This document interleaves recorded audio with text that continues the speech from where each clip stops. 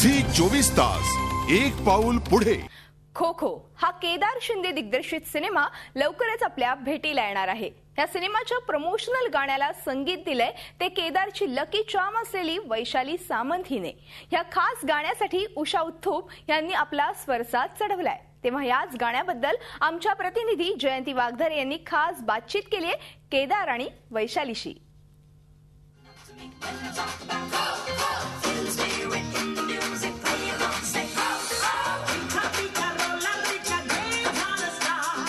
Life is kho खो हे नवीन peppy गाणं लवकरच तुमच्या भेटीला येतंय. एक प्रमोशनल गाणं आहे खो खो या सिनेमातलं. आता आपल्या सोबत सिनेमाचे डायरेक्टर केदार शिंदे आणि ज्यांनी या गाण्याला म्युझिक दिलंय वैशाली सामंत आहेत. खूप खूप स्वागत आहे तुमचं झी 24 तासमध्ये. वैशाली, तुझ्यापासूनच सुरुवात करेन, कारण केदारच्या अनेक फिल्ममध्ये जे हिट गाणी आहेत ना ते मोस्टली तूच दिलेली आहेस कुठेतरी. त्यामुळे या गाण्याविषयी सांग. हो, बरोबर आहे. त्यामुळे हिट गाणं माझ्याकडनं त्याला देणं माझं कर्तव्य आहे. केदार मला जेव्हा अप्रोच झाला त्याची 90% फिल्म रेडी होती आणि त्याला प्रमोशनल सॉन्ग हवं होतं. आता प्रमोशनल सॉन्ग हा फंडा मराठीसाठी थोडा नवा आहे, तर लोकांना पचेल रुचेल आणि केदारच्या डोक्यात जे आहे ते तशा तऱ्हेने साकारणं ही एक जबाबदारीची गोष्ट असते नेहमीच. केदार बरोबर किंवा रादर कुठल्याही डायरेक्टर बरोबर, केदार बरोबर काम करताना एक प्लस पॉईंट हा असतो की केदार अत्यंत म्युझिकल आहे स्वतः. त्याला परफेक्ट माहीत असतं की त्याला साऊंड काय हवा आहे, गाण्याचा जॉनर काय हवा आहे, शब्द कशा प्रकारचे हवेत. त्यामुळे एक म्युझिक डायरेक्टर म्हणून मला एक छान लीड मिळतो. केदारने मला म्हटलं की मला वेगळं गाणं हवं आहे जे फिल्मचं जे म्युझिक आहे त्याच्यापेक्षा हटके, कारण फिल्ममध्ये एका पर्टिक्युलर एराचं म्युझिक आहे, एक काळ आहे त्याच्यामध्ये. त्या काळातनं लोकांना बाहेर काढून घरी पोचवायचं आहे, कारण हे गाणं फिल्मच्या एंडला येणार आहे, एंड स्क्रोलला येणार आहे. प्लस त्याचं प्रमोशनल सॉन्ग म्हणून तो वापर करणार आहे. तर काहीतरी हटके वेगळं असं सगळं मला सांगण्यात आलेलं. तर म्हटलं बघूया काय सुचतंय मला. खूप विचार करत होते. बरं, त्याला रिदम मध्ये सुद्धा इंडियन परकशन्स नको होती. त्याला ढोल, ताशे, मृदंग हे, कारण सगळं खूप ऑलरेडी फिल्ममध्ये वापरलं गेलेलं आहे. तर ते न करता वेगळं किंवा आत्ता जो ट्रेंड आहे टेक्नो, क्लब या जॉनरचं काहीतरी वेगळं जॉनर हवं होतं त्याला, वेस्टर्न पॅटर्न हवा होता. मग खो खो गेम, जरी पिक्चर डायरेक्टली गेमचा नसला तरी खो खो म्हटल्यावर पहिला आपल्याला खो खो हा गेम आठवतो. त्याच्यातला जो कनेक्ट हाच आहे की त्याच्यात जो खो देण्याची जी प्रोसिजर आहे ती फिल्ममध्ये आणि सेम आहे, तो गेम आहे फिल्ममध्ये. आणि that became the punch line of my song life is kho kho. ते पहिल्यांदा मी फिट ठेवलेलं डोक्यात की मला लाईफ इज खोवर गाणं करायचं आहे. आणि सुदैवाने मला व्हॉइस दिसत नव्हता कुठलाच. आधी मेल व्हॉइस आहे असं ठरलेलं आमचं, की सगळं ऐकल्यानंतर म्हणलं मेल गाणं आहे हे, एवढंच डोक्यात घेऊन त्या दिवशी मी केदारच्या भेटीनंतर घरी गेले आणि जस्ट थिंकिंग काय कुठला व्हॉइस. बरेच मराठी, हिंदी वेगवेगळे मेल सिंगर्स डोळ्यापुढे येत होते, पण मला रिलेट होत नव्हतं. आणि इन मीन टाईम माझी ओळख उषा उत्तुपजींशी झाली एका कार्यक्रमानिमित्त. छान बोलणं झालं आणि मी केदारला तिकडेच फोन केला. म्हटलं केदार, मला माझ्या गाण्याचा व्हॉइस मिळाला रे. आणि टचवूड म्हणजे ही देवाच्या मनात दिसतंय की माझ्याकडनं चांगलं एक वेगळं काम व्हावं. कारण अचानक उषाजी, कारण त्या इकडे नाही राहत, त्या कॅलकटाला असतात. बरं, त्या कॅलकटात पण नसतात, त्या जगात कुठेही असतात. असं असताना योग्य वेळी त्यांची भेट होणं, आमचं ट्युनिंग छान जमणं आणि अतिशय छोटा काळ, म्हणजे किती आम्ही एक दिवस पण एकमेकींनाशी धड बोललो नसू, पण आमचं ट्युनिंग खूप छान जमलं. त्या म्हणाल्या मराठी तर मुझे गाना है. मी इथे वाढली आहे, मुंबईतली आहे मी, त्यामुळे माझी इच्छा आहे मराठी मी गायलेही आहे, मला अजून गायचं आहे. So basically she welcome me. You gotta go, go, when you hear the go, go, you gotta go, go, go, go, go, go.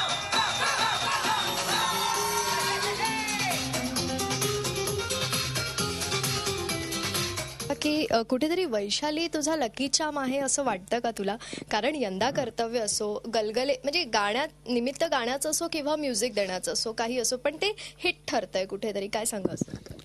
यंदा कर्तव्याच्या वेळेस मी जेव्हा म्युझिक डायरेक्टर फिक्स करत होतो वगैरे वगैरे, अशा वेळेस वैशाली माझ्यासमोर आली आणि वैशाली म्हणाली वैशालीने म्हटलं मला एक गाणं पाहिजे ग, असं असं असं काहीतरी एक सिच्युएशनचं गाणं पाहिजे. घाबरतच वैशालीने मला सांगितलं की दुसऱ्या दिवशी मला एक सुचलंय, आणि तिने एक ओळ म्हणून दाखवली आणि म्हटलं की वैशाली तूच कर ना ते गाणं म्युझिक डायरेक्ट. तिथून मला असं वाटतं की म्युझिक डायरेक्टर चा किडा जो काय दिला तो तिथून सुरुवात झालेली आहे. आणि मग ते ट्युनिंग होतच राहिलं. माझ्या सगळ्या सिनेमाची 1-2 गाणी तरी वैशालीने गायली आहेत, आणि नाहीच तर मग 2 सिनेमे असे आहेत ज्याच्यात तिने म्युझिक डायरेक्शन दिलेलं आहे. एक यंदा कर्तव्य आणि दुसरं गलगले निघाले. खो खोच्या निमित्ताने शशांक पवार बरोबर मी काम करत होतो, आणि अख्ख्या प्रोसेसमध्ये 4 गाणी रेकॉर्ड झाली. त्याच्यात एकदाही वैशाली गायला आली नाही. आली नाही बोल नाही, पण एक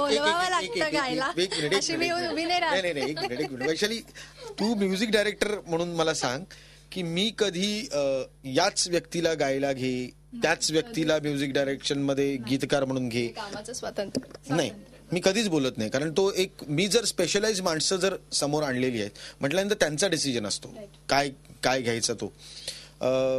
त्यामुळे वैशाली या सिनेमातल्या गाण्यामध्ये नव्हती. शशांक पवारला त्या गाण्यांमध्ये वैशालीचा आवाज दिसला नसेल, आणि त्याच्याबद्दल माझं काहीच म्हणणं नाही. एके दिवशी मी आणि भरत आम्ही दोघेही शूटिंगमध्येच बसलेलो असताना मी भरतला म्हटलं, अरे भरत, मी कुठलंच गाणं शेवटी लावू शकत नाही या फिल्ममध्ये. म्हणजे घरी जाताना लोकांनी कुठलं तरी गाणं गुणगुणत किंवा ते हसून जाणं असं होऊ शकतं, पण ते ना प्रत्येक एरा आणि ते सगळे शेवटी 7 जण त्या फिल्ममध्ये निघून जातात म्हटल्यानंतर ते सगळेचं सगळं म्युझिक निघून गेलेलं आहे. आणि मग काय उरतो तर तो 2013चा काळ. मग काय पाहिजे, ते 2013चं गाणं पाहिजे असं डोक्यात आलं. आणि मग माझ्यासमोर एकच पर्याय होता, जे मी इतक्या कमी वेळामध्ये जर गोष्ट करून घ्यायची असेल तर एकच व्यक्ती आहे माझ्याकडे, की वैशाली जरा आज शूटिंगला ये. आणि मग हे गाणं झालं. मला खूप आनंद एकाच गोष्टीचा वाटतो की या निमित्ताने उषा उत्तप यांनी हे गाणं गायलं. हिने मला फोन केला होता ना, तेव्हा मी ही म्हणाली मला गाण्यासाठी व्हॉइस सापडला. म्हटलं कोण? उषा उत्तप. मी हो. पण ना मला एक खात्री होती की जर ही बोलतेय ना तर ती करून दाखवणार ती गोष्ट, आणि मी तिचे उपकार आयुष्यभर विसरणार नाही. की उषा उत्तप सारख्या एका अशा व्यक्तीला मला भेटवलं तिने. आपण म्हणतो पॉझिटिव्ह व्यक्ती असायला पाहिजे, सकारात्मक दृष्टिकोन असायला पाहिजे. तर मला असं वाटतं तो ना जवळजवळ धबधबा आहे सकारात्मक दृष्टिकोनाचा. म्हणजे आज माझ्या फोनमध्ये त्यांचा आणि माझा एक फोटो आहे.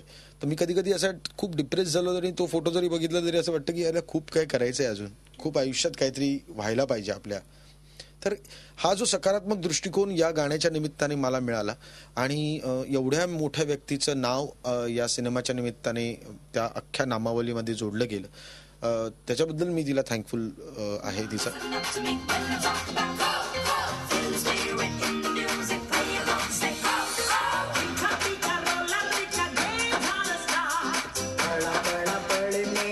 बॉलिवूडच्या इतक्या मोठ्या गायिका उषा उत्तप यांनी हे गाणं गायलं. कुठेतरी वैशाली, एकूणच अनुभव कसा होता तुझा त्यांच्यासोबत काम करण्याचा, आणि त्याचबरोबर मराठी गाणं असल्यामुळे त्यांना कुठेतरी शब्द उच्चारण म्हणा किंवा बाकीच्या ज्या गोष्टी असतात त्यात कुठेतरी डिफिकल्टी जाणवली? एक अतिशय लिजेंडरी सिंगर आणि भन्नाट परफॉर्मर, या पलीकडे जाऊन उषा उत्तप हे व्यक्तिमत्व काय आहे हे जेव्हा त्यांच्याबरोबर काम केलं त्यावेळी मला लक्षात आलं. पहिलीच आमची जी भेट होती, she welcome we with open hands. Oh you are doing music, great, what's the style. So तिथे नाही हा प्रश्नच नव्हता. आणि नंतर जसा केदार म्हणाला की पॉझिटिव्हिटी काय असते, स्वतःवर विश्वास आणि समोरच्याला कॉन्फिडन्स देणं, हे काय असतं त्या बाईकडे बघून मी शिकले. अमेझिंग अमेझिंग, म्हणजे काही मला सुचतच नाहीये काय शब्दात त्यांचं वर्णन करावं.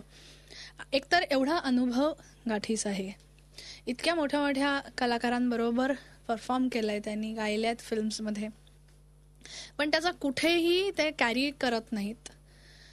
बरोबरीने मी नव्या जनरेशन मध्ये म्हणून काही गोष्टी त्या इतक्या छान सांगत होत्या मला की तुम्ही कुठे काळजी घेतली पाहिजे, काय केलं पाहिजे. मराठी संगीत त्या भावगीतांबद्दल इतकं बोलत होत्या की मी आणि केदार करून ऐकत बसलेलो की बापरे, या बाईला काय काय माहितीये. इट्स काइंड ऑफ म्हणजे त्यांच्यातल्या 5% आपल्याला माहितीये त्यांच्या गाण्यात जेवढी काही गाणी ऐकलेत. So it was amazing experience to work with her. काम करण्यासाठी जे जे जे जे डिटेलिंग लागतं की ट्रॅक सुनाओ, स्केल क्या है, म्हणजे असं कुठेही नाही झालं मैं पता है ना तुमको मैं कैसा गाती हूँ फिर बना के भेजो, फिर नाही. She was very cautious about each and every step. Arrangement झाली, क्या यूज करोगे, गिटार कैसा होगा, अरेंजमेंट कौन कर रहा है. शी वॉज एन्थुझिएस्टिक. सो आपोआप माझी जबाबदारीही वाढली, माझा उत्साह वाढला की अरे वा, त्या मला एवढं प्रोत्साहन देतात, तर I should give my best. International voice आहेत, असा व्हॉइस आपल्या गाण्याला लाभणं आणि अशा व्यक्तिमत्वाची ओळख होणं, अशा कलाकाराची ओळख होणं. आय थँक केदार की मला ही ऑपॉर्च्युनिटी मिळाली आणि त्याच्यातनं हे सगळं घडत गेलं. म्हणजे मी आणि त्यांनी ज्या दिवशी, मला आठवते फर्स्ट मीटिंग माझी आणि केदारची की काय होणार, मी अशी टोटली ब्लँक होते की हा सांगून मोकळा झाला, आता पुढे काय. पण इट वॉज दिस टाईम की उषा उत्तुपजींसाठी गाणं बनणार होतं आमच्याकडनं, की किती मोठा ऑनर आहे हा. आणि त्याच्याहून सगळ्यात भारी मला काय वाटलं माहिती, जेव्हा त्या म्हणाल्या की this is the first time I am singing for a female music director. आईला माझी कॉलर टाईट झाली. It's a big honour. आणि त्या एका इंटरव्ह्यूमध्ये हेही म्हणाल्या की आमच्यातली जी स्त्री आहे ती खूप छान कनेक्ट झाली, की I could understand what she wants in her song. आणि खूप गोड बोलल्या आपल्याबद्दल. इतकी मोठी लिजंडरी आर्टिस्ट छान बोलते, हे फिलिंग माझ्यातल्या कलाकारासाठी किती सुखावं आहे. सो आय विश की त्यांनी जी मेहनत घेतली आहे माझ्यावर आणि केदारवर विश्वास ठेवून, ती आमच्याकडनं आम्ही सार्थकी लावली पाहिजे आता. नक्कीच. आता जाता जाता हे गाणं छोटंसं होऊन जाऊ देत आणि कंपनी तुला केदार देणार आहे या गाण्यात. चिका पिका रोला रिका गेम झाला स्टार्ट, पळणे हे आयुष्याचा पाठ, आयुष्याचा पाठ.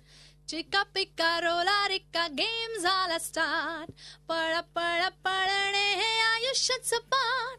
रेडी स्टेडी होऊन म्हणा स्वतःलाच गो, कोणी येतो टपली मारून देऊन जातो खो.